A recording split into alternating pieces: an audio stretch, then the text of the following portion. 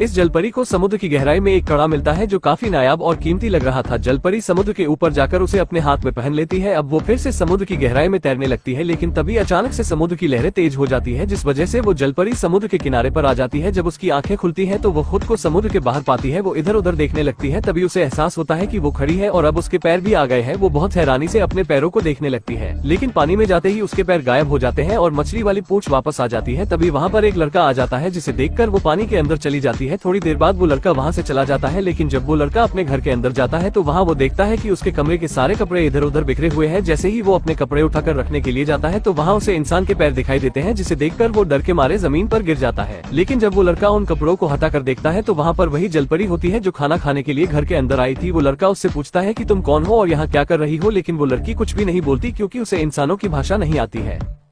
ये लड़की इस लड़के के घर पर बिना किसी अनुमति के घुस गई है और ऊपर से उस लड़के का पसंदीदा कपड़ा भी पहन ली है। और जब वो लड़का अपना कपड़ा मांगने लगता है तो वो उसे एक लात मारकर हवा में उड़ा देती है। अब वो लड़का प्यार से उस लड़की को वहाँ से जाने को कहता है, तभी वो लड़की तेजी से भाग कर जाती है और शीशे से जाकर टकरा जाती है, क्योंकि वो खिड़की से कूदकर बाहर जाना चाहती थी। उसे नहीं पता था कि वो शीशा है। अब वो बेहोश हो जाती है और जब उसे होश आता है तो वो खुद को रस्सी से बंधी हुई पाती है। वो लड़का पुलिस को कॉल करके वहाँ पर बुलाता है और उस लड़की की 2-3 फोटोज ले लेता है। कुछ देर बाद पुलिस आकर उस लड़की को वहाँ से लेकर चली जाती है। अब वो लड़का आराम से लेटकर उस लड़की की फोटोज को देखने लगता है, तभी उसकी नजर उसके हाथ के कड़े पर जाता है। उसे लग रहा था कि वो कड़ा बहुत महंगा है, इसलिए वो उन फोटोज को अपने दोस्त को भेजता है और उसके बारे में पता करने को कहता है। दूसरी तरफ एक पुलिस उस लड़की से बहुत गुस्से में पूछताछ कर रहा था कि तुम कौन हो और कहां से आई हो। लड़की को भी बहुत गुस्सा आ जाता है, इसलिए वो उस पुलिस वाले को भी एक मुक्का मारकर हवा में उड़ा देता है। उधर लड़के को पता चलता है कि वो कड़ा 400 साल पुराना है और वो करोड़ों में बिकेगा, इसलिए वो लड़का तुरंत पुलिस स्टेशन लड़की को लेने के लिए चला जाता है। अब उस लड़के को पता चलता है कि जिस लड़की को पुलिस वाले लेकर गए हैं उस लड़की के पास 400 साल पुराना एक कड़ा है जो करोड़ों में बिकेगा, इसलिए वो लड़का तुरंत पुलिस स्टेशन चला जाता है उस लड़की को छुड़वाने के लिए। लेकिन वो पुलिस वाला लड़की को छोड़ना नहीं चाहता था। तब वो लड़का अपने लाइटर की मदद से उस पुलिस वाले को अपने वश में कर लेता है और उस लड़की को किसी तरह से छुड़वा लेता है। अब वो उस लड़की से माफी मांगता है और कहता है तुम्हारा कड़ा बहुत अच्छा है, लेकिन वो अपने कड़े को छूने भी नहीं देना चाहती है। लेकिन उस लड़के को किसी भी तरह से लड़की का कड़ा चाहिए, जिसके लिए सबसे पहले लड़की का भरोसा जीतना पड़ेगा। इसलिए वो उस लड़की को एक मॉल में लेकर जाता है। वहाँ वो लड़की एस्केलेटर में चढ़ने से डर रही थी, इसलिए वो लड़का उसे गोदी में उठाकर ले जाता है। लड़की के पैरों पर चोट के निशान देखकर वो उसे जूतियों के शॉप पर लेकर जाता है। वहाँ उसे एक जूती पहनने को कहता है, जिन्हें वो लड़की हाथों पर पहन लेती है। तब वो लड़का खुद उसे जूती पहना देता है। फिर वो उसे कपड़ों की शॉप पर लेकर जाता है, लेकिन वहाँ वो कपड़े को अपने सर पर पहन लेती है, जिसे देखकर वो लड़का भी हंसने लगता है। फिर जब वो लड़की ठीक से कपड़े पहन कर आती है तब वहाँ उसे वो लड़का नजर नहीं आता है, इसलिए वो वहाँ से जाने लगती है। फिर कुछ देर बाद जब वो लड़का शॉप पर वापस आता है तब वहाँ उसे वो लड़की नहीं मिलती है।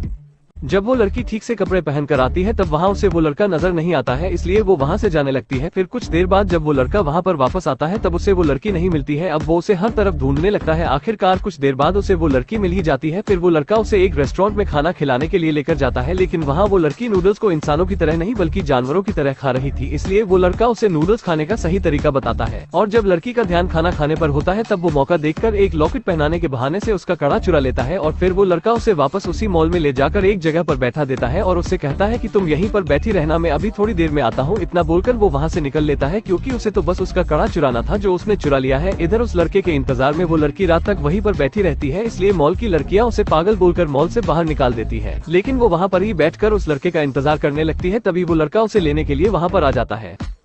ये लड़की जहाँ भी जाती है बेवकूफों वाली हरकतें करके आती है। दरअसल ये लड़की तेज बारिश में अकेली बाहर बैठी हुई थी, इसलिए एक लड़का उसे होटल में ले आता है, लेकिन वहाँ भी वो बेवकूफों वाली हरकतें कर देती है, क्योंकि जब वो लड़का बाथरूम में नहा रहा होता है तब वो लड़की वहाँ की लाइट्स को बार बार बंद चालू करने लगती है। इसलिए वो लड़का बहुत गुस्से में बाहर आता है और उस लड़की से कहता है कि तुम ये पागलों वाली हरकतें करना बंद करो, वरना यहाँ से धक्के मार के बाहर निकाल दूंगा। लेकिन लड़की को तो कुछ फर्क ही नहीं पड़ रहा था, वो तो बस मुस्कुराए जा रही थी। फिर जब वो लड़का लैपटॉप चला रहा होता है तब वो लड़की वहाँ पर आकर उसके हाथ से लैपटॉप छीन लेती है और अजीब तरह से देखने लगती है, क्योंकि इससे पहले वो जिंदगी में कभी भी इस तरह की चीज नहीं देखी थी। फिर वो लड़का सोने के लिए वहाँ से चला जाता है, लेकिन वो लड़की रात भर लैपटॉप को देखे जा रही थी। अगली सुबह वो लड़का उसे इस हालत में देखकर चौंक जाता है, क्योंकि वो रात भर सोई नहीं थी। तभी उसे उसके दोस्त का कॉल आता है। वो बताता है कि कुछ लोग तुम्हें मारने के लिए वहीं पर आ रहे हैं, लेकिन उन लोगों के आने से पहले ही वो लड़की के साथ वहाँ से भाग जाता है। लेकिन वो गुंडे लोग उन दोनों के पीछे पड़ जाते हैं। उन सब में से एक आदमी उनको पकड़ने ही वाला था कि तभी वो लड़की उस आदमी को उठाकर बहुत दूर फेंक देती है।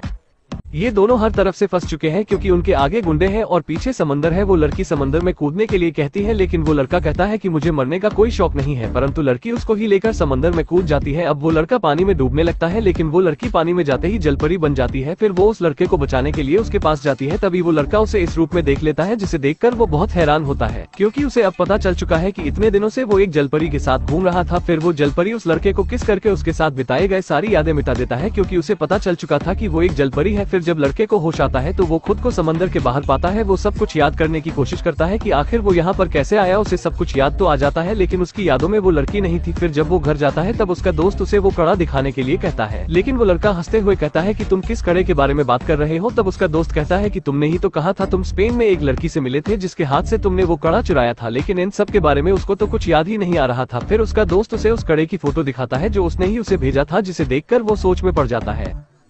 अब वो लड़की उस लड़के को ढूंढते हुए शहर की तरफ आ जाती है लेकिन वहाँ वो इतने सारे लोगों को देखकर सोच में पड़ जाती है कि यहाँ वो इतने लोगों के बीच उस लड़के को कैसे ढूंढेगी। इसलिए वो उन्हीं लोगों से उस लड़के का पता पूछने लगती है लेकिन उसका पता किसी को भी पता नहीं था। अब लड़की को बहुत भूख लगने लगती है लेकिन उसके पास पैसे नहीं थे जिस वजह से दुकानदार उसे खाना देने से मना कर देती है। तभी वो देखती है कि कुछ स्कूल की लड़कियां एक लड़की को परेशान करके उससे जबरदस्ती पैसे ले रही है। अब वो लड़की भी एक छोटी बच्ची के पास जाती है और उसे परेशान करने लगती है। वो उसे पैसे निकालने के लिए कहती है लेकिन वो बच्ची कहती है कि तुम्हें शर्म आनी चाहिए, तुम एक छोटी बच्ची को तंग कर रही हो। तब वो लड़की बताती है कि मुझे बहुत भूख लगी है और मेरे पास पैसे नहीं है। इसलिए वो बच्ची उसे अपने पैसों से खाना खिला देती है और घर जाते वक्त लड़की को कुछ पैसे भी देकर जाती है। रास्ते में वो बच्ची एक लड़के से टकरा जाती है। ये वही लड़का होता है जिसे ढूंढते हुए वो लड़की यहाँ तक आई है।